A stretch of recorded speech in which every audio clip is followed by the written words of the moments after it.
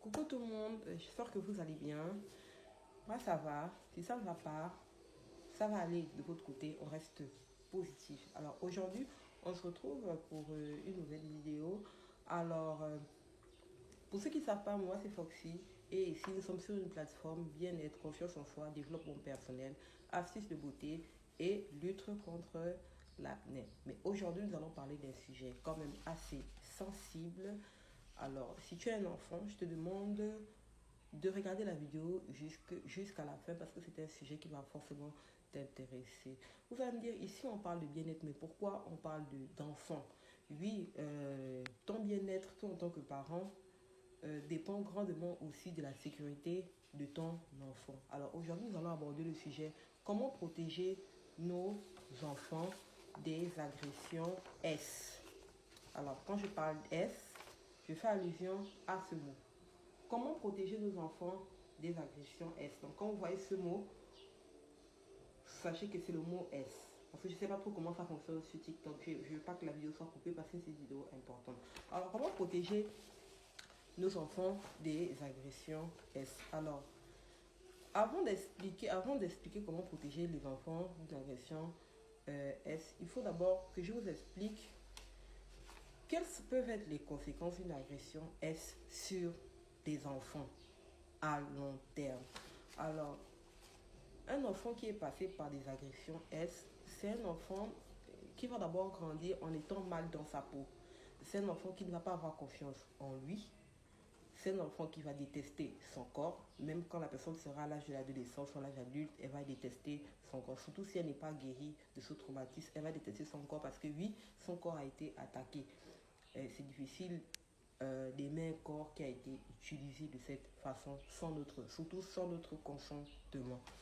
Deuxième chose, un enfant qui a été victime des agressions S, c'est un enfant qui va avoir du mal à établir des relations de confiance avec les autres. Parce qu'il ne faut pas oublier que dans le cas d'agression S envers les enfants, c'est la plupart du temps des personnes qui sont proches de la famille, des personnes qui sont proches des enfants, des personnes qui inspirent naturellement confiance. Donc l'enfant va grandir avec une idée comme je ne peux avoir confiance en personne. Et ça va perturber toutes ces relations qu'il va avoir dans sa vie.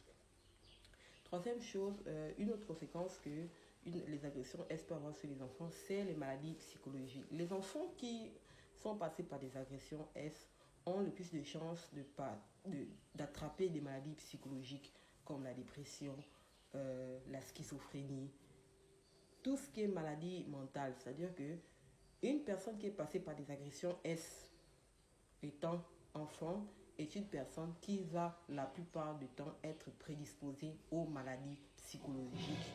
Donc il est très important de protéger nos enfants contre ces agressions S. Maintenant, pour protéger les enfants des agressions S, qu'est-ce qu'il faut faire?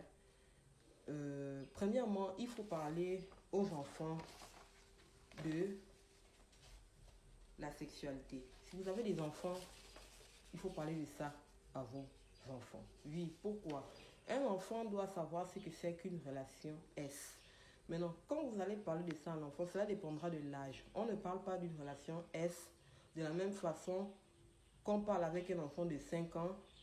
Et c'est de la même façon dont tu vas venir parler de ça avec un enfant de 13-14 ans. Parce que 13-14 ans, c'est moins de 18 ans, ça reste toujours un enfant. Donc oui, il faut en parler aux enfants. Il faut parler de ça aux enfants. Il faut que nos enfants sachent c'est quoi une relation. Qu'est-ce que c'est? L'enfant doit savoir ce que c'est. L'enfant doit aussi comprendre. Tu dois faire comprendre à ton enfant que aucune personne, aucun adulte n'a le droit de toucher, par exemple, à ses parties intimes. C'est des parties qui lui appartiennent à lui. Personne n'a le droit de toucher, même si ce sont des amis à vous, même si ce sont des camarades de classe, même si ce sont des enseignants, personne ne doit toucher à ses parties intimes. Toucher les parties intimes d'un enfant est considéré comme une agression S. Donc, parlez à vos enfants. Troisième chose aussi que vous pouvez faire, évitez d'aller déposer vos enfants chez les gens. Il y a des parents qui aiment trop faire ça. On vous dit toujours d'arrêter, on ne fait pas ça. Arrêtez d'aller déposer vos enfants chez les gens. Que ce soit pour les vacances, que ce soit pour les, je ne sais pas, les séjours. Non, ça ne se fait pas. Un enfant, c'est pas un paquet qu'on dépose. Et vous avez toujours des parents qui donnent des raisons. Oui, si j'ai déposé mon enfant là-bas, c'est parce que j'ai fait confiance. On parle la même langue. On prie dans la même église. C'est un bon chrétien. Mais ma chérie, nous tous, nous prions Dieu. Mais il n'y a que Dieu qui lit les cœurs. Quand tu vas déposer ton enfant chez cette personne, est-ce que tu connais vraiment bien cette personne? Est-ce que tu connais les idées qui sont dans son cœur? Peut-être que cette personne lutte contre un désir qui est dangereux. On ne va pas déposer son enfant chez les gens. Gardez vos enfants chez vous. Que ce soit chez les voisins, même les voisins, les enfants des voisins vont venir rester chez vous. Ce n'est pas des choses à accepter. Sauf si vous-même vous êtes là. Si vous-même vous êtes là, c'est bon. Vous avez l'œil sur les enfants. Mais si vous n'êtes pas là, non, il ne faut pas accepter. Parce que l'enfant du voisin, c'est l'enfant du voisin. Toi, tu sais comment le voisin éduque son enfant. Peut-être des choses que toi, tu interdis chez lui, on lui montre que c'est bien. Donc faites attention. Il faut protéger nos enfants des agressions S. Donc on ne dépose pas nos enfants chez les gens. Quel que soit le motif. Chez les oncles, chez les tantes, non. Donc faites très attention. Vos enfants, c'est votre richesse. D'autres mesures de précaution qu'il faut prendre. Par exemple, si vous avez des enfants, si tu as des filles chez toi, essaye de regarder comment tes enfants s'habillent. Si tu veux que tes enfants, ce sont des petites filles, il ne faut pas dire que ce sont des petites filles. Même si ce sont des petites filles et qu'elles portent des vêtements courts, si c'est la jupe est courte, fais l'effort de... En fait, fais en sorte que l'enfant porte un collant en bas de la jupe qui est courte. Fais en sorte que l'enfant porte un collant en bas du mini-short. Parce que toi, avec tes yeux de personne normale, tu vois un enfant, tu vois une petite fille. Mais un pervers S ne voit pas un enfant. Un pervers S va voir une adulte et une femme qui peut, à qui il peut faire du mal. Donc faites attention à la façon dont vos enfants s'habillent. Quand tu as des petites filles, regarde comment elles s'habillent. Ne prends pas l'habitude de payer des vêtements qui vont exposer leur corps, disant que ce sont des enfants seulement. Ça, c'est toi qui vois que ce sont des enfants. L'autre ne voit pas ça de la même façon. Autre chose que tu peux faire pour protéger tes enfants des agressions S, nous allons maintenant parler dans le cadre de l'école. Pour ceux qui ont des enfants adolescents. Quand quelqu'un a moins de 18 ans, ça reste un enfant. Comment protéger ton enfant des prédateurs S qui sont dans les écoles, dans les lycées, dans les collèges. Et ces personnes sont souvent déguisées en enseignants. Donc, faites très attention. Comment faire? Il faut poser des questions aux enfants. Demandez souvent aux enfants comment son enseignant se comporte. De quoi il parle souvent en classe? Est-ce qu'il a souvent des discussions à caractère S avec les enfants? Ce serait pas correct qu'un enseignant discute de ce genre de choses avec des enfants. Est-ce qu'il a tendance à être trop pote avec les enfants, avec les élèves en classe, à être trop sympathique? Parce que le prédateur S ne vient pas de façon est-ce que vous comprenez? Eux, ils passent par la ruse. Eux, ils utilisent souvent l'amitié avec les enfants. Ils utilisent l'amitié parce que quand ils sont amis avec les enfants, ils gagnent la confiance des enfants.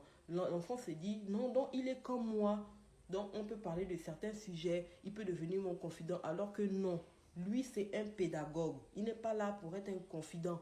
C'est pas là pour être la personne à qui on va parler de ses problèmes de cœur. Or, certains enseignants utilisent souvent cette route-là pour profiter de façon déplacée des élèves.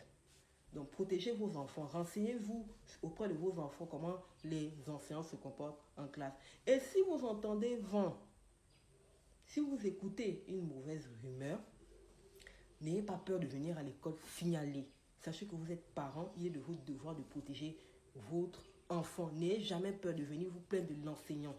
C'est votre enfant. Si quelque chose de grave arrive, c'est vous qui allez perdre, ce n'est pas l'enseignant. L'enseignant, ce n'est pas son problème. Donc n'ayez pas peur de vous perdre, de vous plaindre des enseignants. Vous entendez quelque chose de bizarre, votre enfant vous fait pas qu'un enseignant s'intéresse à lui de façon étrange, allez vous plaindre à l'école. Vous avez le droit de le faire.